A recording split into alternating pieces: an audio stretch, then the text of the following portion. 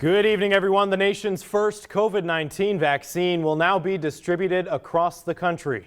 Tonight, the FDA has given emergency use approval to Pfizer's vaccine, calling it safe and strongly protective. According to the Associated Press, about 3 million doses are expected in the first shipments around the country, and we know at least 4,000 of those doses could be in Lafayette as soon as Monday. We're stressed, we're tired, everybody is, but we're so excited to help get this kicked off. And Lafayette hospitals are getting ready to administer the first shots of the vaccine. The vaccine will go to both Our Lady of Lourdes and Oxnard Lafayette General Health. Today, hospital administrators at Oxnard discussed the distribution process. Katie Easter was on that Zoom meeting. Katie. Officials are saying the COVID vaccine will not be ready for the public until February or even March. The first dose of the two-part vaccination is only being given to healthcare workers working the front line.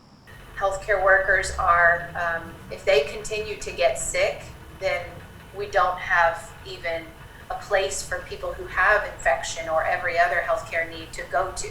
That decision made by the CDC following recommendations from several health committees, including the FDA and the Advisory Committee on Immunization Practices. And the CDC then takes that recommendations based on the supply that they have available by the manufacturer, the authorization from the FDA, and applies that to the priority of people in the community that can get it. In phase 1A, the vaccine will be administered to those working in the ER, ICU, urgent care, and COVID units. The CDC will then walk into the next phase and the next phase and the next phase, and it'll likely go according to some of the data that we have regarding high-risk age groups, high-risk patients that have certain diseases like hypertension and diabetes and obesity.